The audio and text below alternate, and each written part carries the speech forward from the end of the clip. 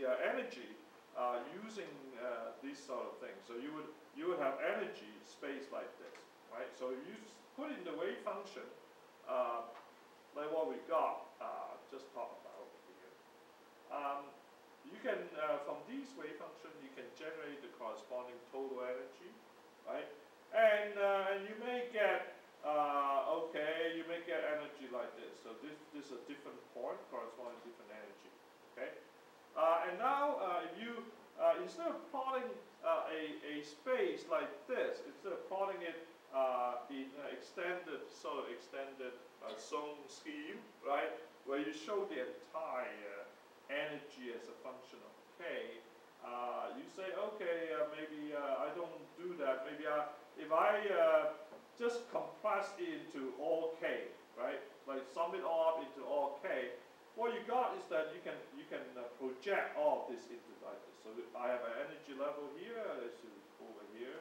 I have two energy level here, and it draws 2, and I have two energy level here, it's drawing 2, and so forth, right? So so you can think of this as if you project all k, you got this. Now it would be nice if you can see, right, how dense is your energy levels are. You can, in fact, you can think of this as degeneracy, right? At a particular energy, you can think of it as kind of a degeneracy.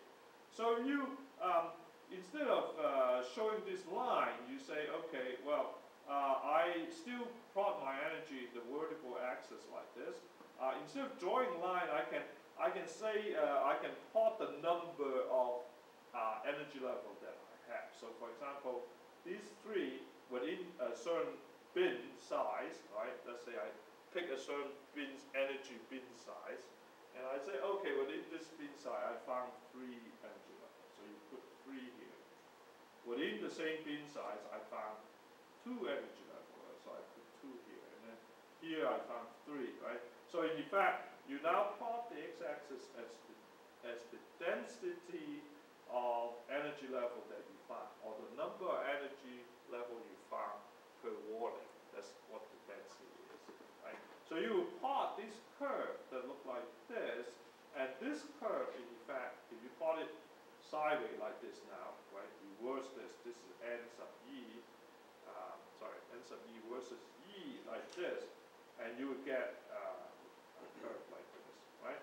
And or it may look rather different, right? Like this, depending on how your energy level look like. This becomes the density state plot, right? So sometimes you see the density of state, the electron density of state for this, right? So when you see in literature, you see density of state. That's what they mean. They effectively compute the number of energy level they have, which corresponds to the total amount of electron you can put in that region of space, right? At that particular energy, right? Here you can put 6 electrons, right, into this region of space because your number density here is 3, so you have 3 energy levels like that. So this is very useful. The density of state is very useful because it allows us to count how efficient it is to put electron into those energy in a particular space. Of course, the density of state is a summary information because it summarizes all the k value in a particular way. You can also expand, right? You can imagine if you have a very complicated infinite amount of solid, the density state for infinite number of energy level will change, and then you can re-expand these energy levels. Instead of plotting k value, you can plot, in fact, in a particular k point, right?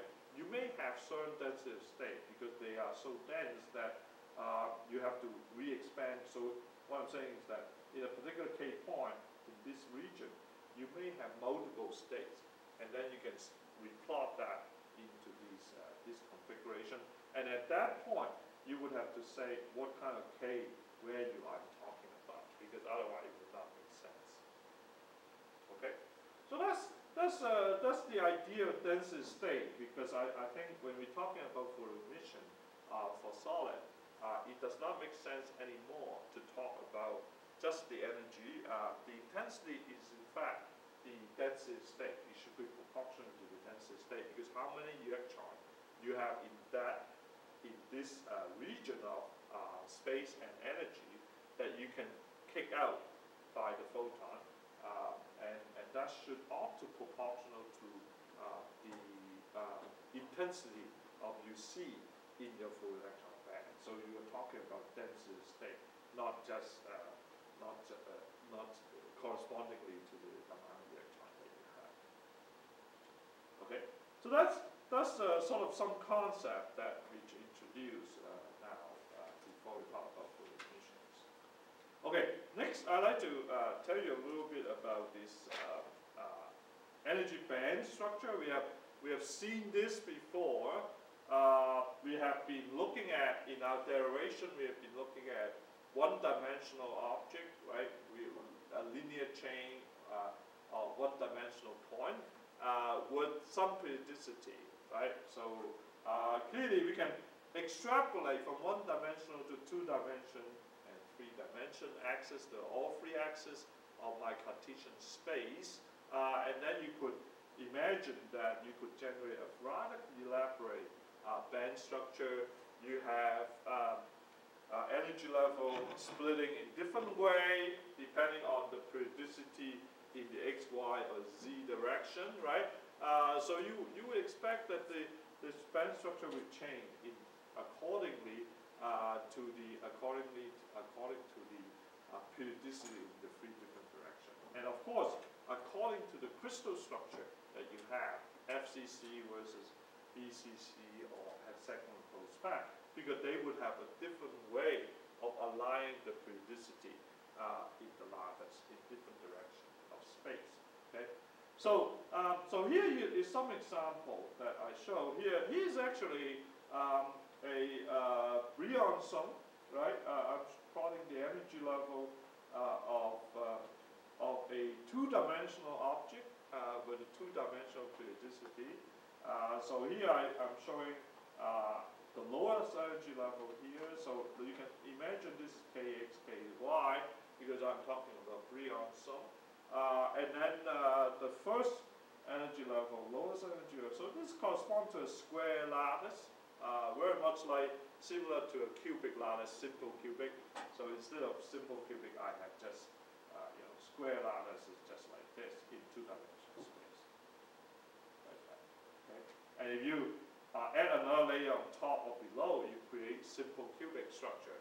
But we're just talking about square lattice like this. And if you look at that, this has this kind of energy level surface that you see from different energies. So this is the lowest energy for corresponding square lattice.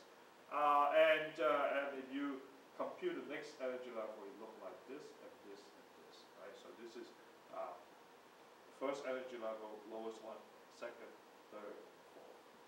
And you can replot such a interesting looking energy surface like this way in contour plot. I mean, so instead of perspective plot, you can make contour plot like this. So you can see a rather complicated thing.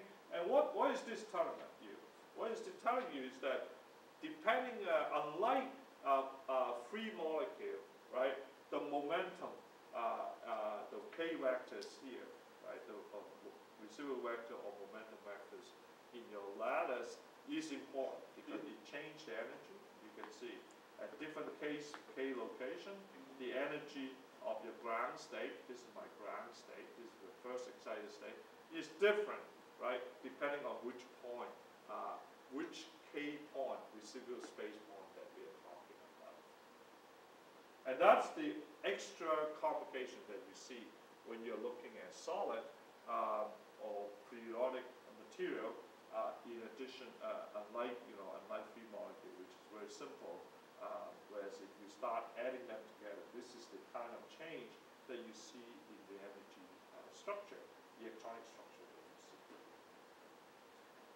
So just like before, to avoid duplication, to try to plot this thing in an efficient manner, people just look at the first Brillouin sum, right? So here we are we are restricting these things within the first three unsolved, and then we just stack them. This is the ground state, first excited state, and second excited state, and so forth. And you get a structure like this. It's very complicated looking. Here I'm plotting, because you now think about in three-dimensional space, right? And you try to plot three-dimensional space in some way, right? So here I have, this is my three-dimensional object, and I'm trying to plot them